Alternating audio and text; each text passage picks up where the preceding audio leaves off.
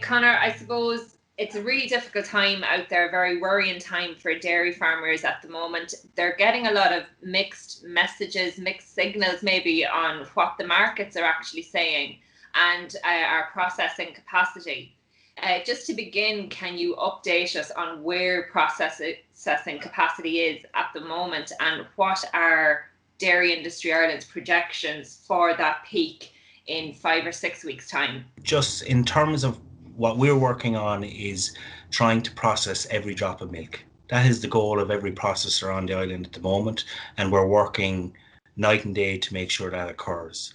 At present, processing is going remarkably well in the context of what has been once in a century pandemic overlapping a once in a historic level of milk production in Ireland. But the danger is not what is happening now.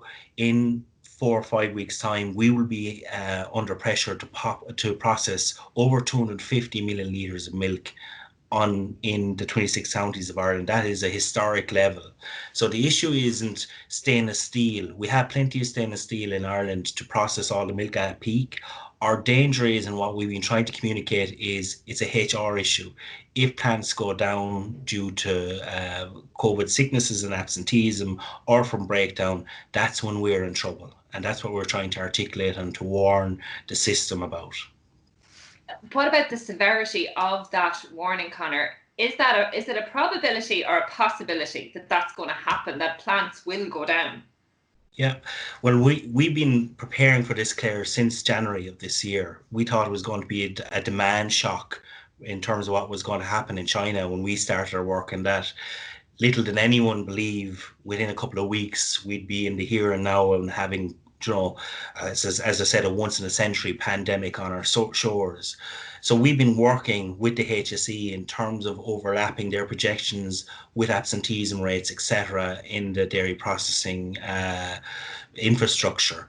And we saw that there was a huge risk to us and to us as processors, and by extension risk to farmers around the country, that plants had a risk of going down because of the absenteeism rates.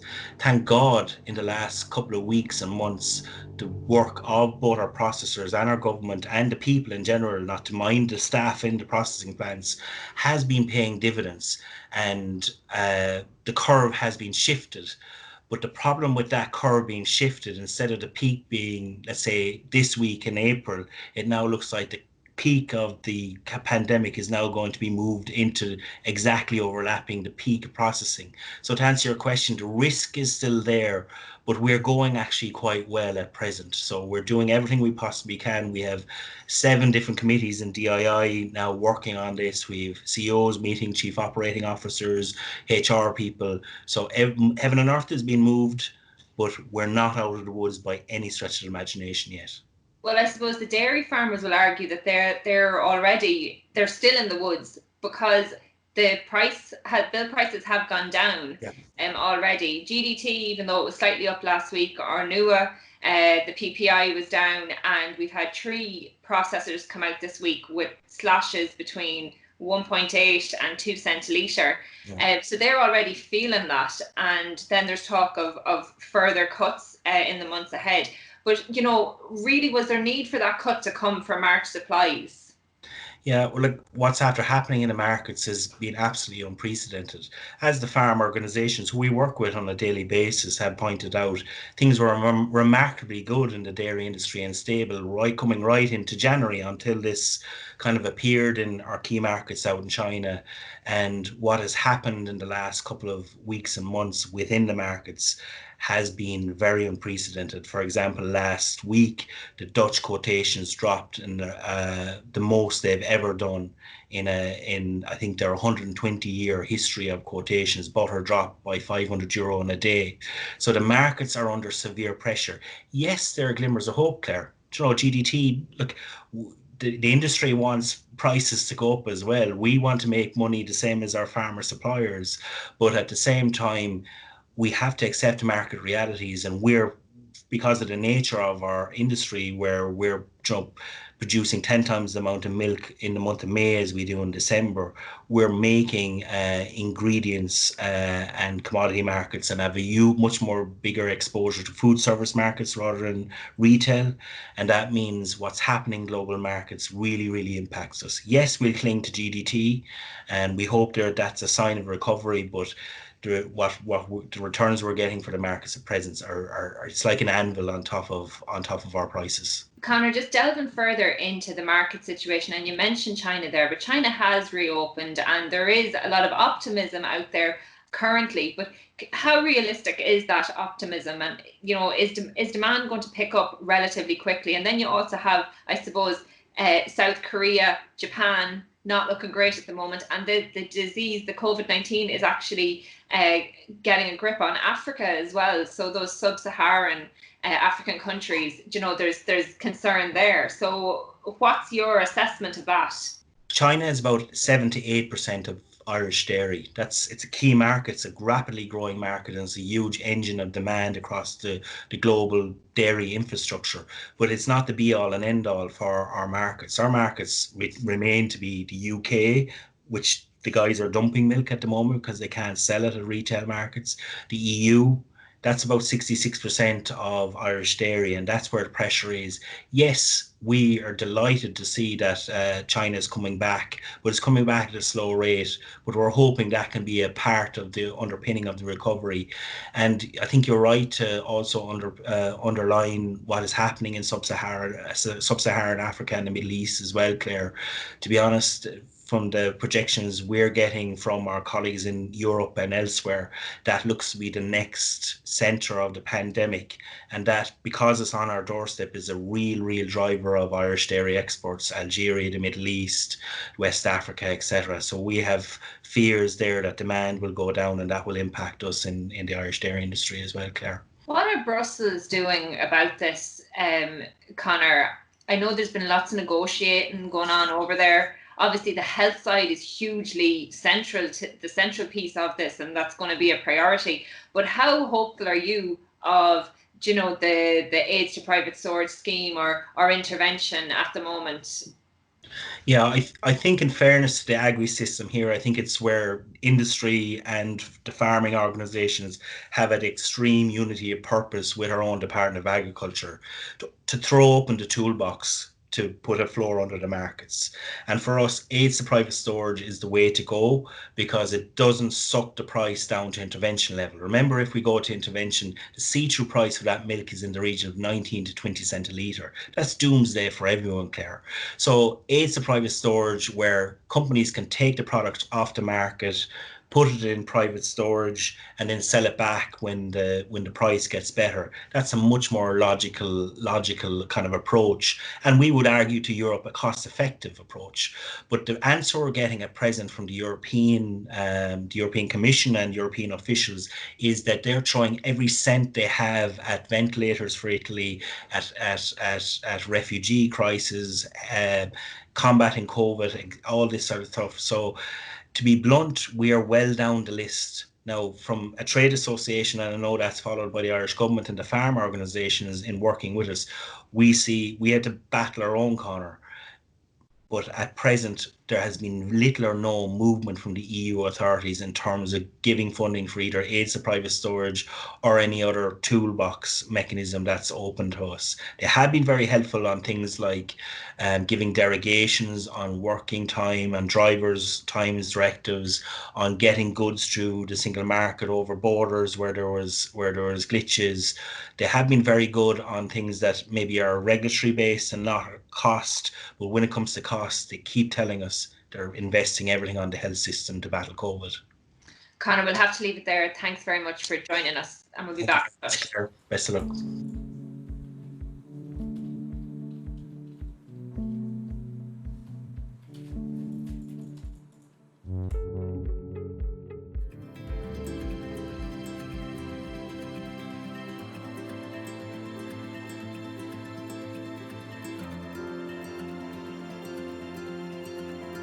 The single biggest challenge go back that time was when the slaughter premiums came in, because the marts that had big numbers of those good heavy cattle lost out extensively when there was slaughter premiums paid by the department. If you killed your cattle in a factory, you got a top-up slaughter premium. Now that impacted upon those numbers of heavy cattle coming through the marts, big time. The second thing that would have influenced it an awful lot would have been the testing arrangements. Today, thankfully, we have a year-long test on an animal. You can turn them over, you can buy and sell them within the same test period in a year, providing it's within that 1 year. And the same with cows, and the same with heifers, and you have the blood test is adequate for a year now. Back then you had 30 days, 60 days, 90 days, and that obviously impacted upon the flow and the free flow of cattle through Marts. That had an awful impact upon our business. An example, and I'm going back too far, in 78 the testing came in, October 78. 30-day testing was introduced. In other words, cattle had to be TB tested, and you only had 30 days to move before they had to be tested again, right? We sold around 70,000 cattle in 1978. And in 1979 we sold 32,000. It more than halved the numbers going through the mart. But in the year of 79, half the numbers went through, and that's when you got the first wave of mart closures. It almost eliminated the dealers completely, because there wasn't space enough and time enough to get in a couple of sales. And as well as that, you would have had farmers that bought short keep cattle and sold them back through Marts. It eliminated the trade. It impacted terribly on the trade.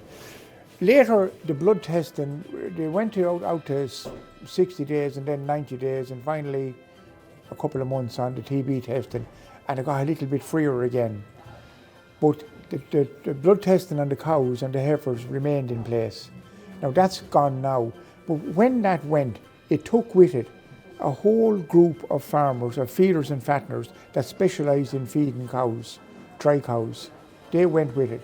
And dairy farmers were at the loss there, because they were selling, they took them straight to the factory then, and they were passing on unfinished cattle that they could be value added if other farmers bought them, but they couldn't come to Marts because they needed to be tested. Now it's back the other way around. There's a freedom there now, and I know we sell about 200 dry cows a week. If that blood testing was back again, it would have that, maybe eliminate it completely. That was a very, very big factor. The other significant factor through the late 80s and into the 90s too would have been the live shipping of the heavier cattle. And you had Purcells, Horgans and others at that. And they really, those shippers, they liked using the Marts. And when, in those times when the men attached to those shipping companies walked into the sale, the place lit up. And particularly those two outfits now would have been huge customers of ours. And they bought groups and groups and groups of big cattle shipped out of Waterford. You know, there were marvellous times that way, and undoubtedly when that faded, you had a lot of factory reaction. They didn't want these cattle going out. It was the seed corn going or whatever else like that. But the testing, the shipping, the different regulations that came in. The biggest one of all, foot and mouth disease in 2000. The new mart in Carlow got planning permission in 2000 and was constructed in that year. We opened in January 2001 and we were closed in February with everybody else. The whole country, the marts were shut down. Two things emerged from that. One, a number of marts never reopened, and a number of people who were in the cattle trade disappeared out of it altogether, found other activities. The second thing that happened was a whole batch of new regulations came in. Some of them good, some of them not so good. The buzzword of transparency came in. The boards that you see in the marts out there came in. The movement permit started. A whole industry was created around the regulations that came in and how they were enforced. You know, like a lot of the sheep marts fell by the wayside because you couldn't have timber pens anymore. They had to be steel. Now the level of we'll say welfare in marts certainly improved, and the level of cleanliness in marts in general certainly improved. The costs lobbed in on top of marts, and we'd say from 2001 to 2005 was enormous. It was grant aided, but in any mart you look around and you see what computers they have. And that wasn't there beforehand. I don't know how we got by beforehand. But with the traceability came the companies, like the likes of the two or three big companies in that now that are service providers to marts. And a good service it is. You know, you have that now. The department needed to know where every animal is for every hour, every minute of its life. Everything was live. You know, there's greater traceability on an animal now than there is on a human by far. And they achieved that. Now, in fairness, the department themselves were always imaginative on the way they went about it. And in fairness, there was a good level of grant aid provided to marts to get their systems up where animals would be, you know, well checked and where their origins were well known. They brought out licensing for dealers, but it did have a restrictive influence on what we could do and what we couldn't do. The regulations were significant, you know. Over the years, that has developed into, you know, obviously the demand for the manufacturing beef, the customers have changed their taste as well. And thankfully, we would have enough of customers now that would absorb those dairy crosses. Back to years when you had the Continentals, it was harder to find customers for those. The carcasses wouldn't be as big, the cattle didn't do as well, and indeed they didn't look as flash either. So, the growth in the dairy herds had well and truly been reflected in every mart, not just us.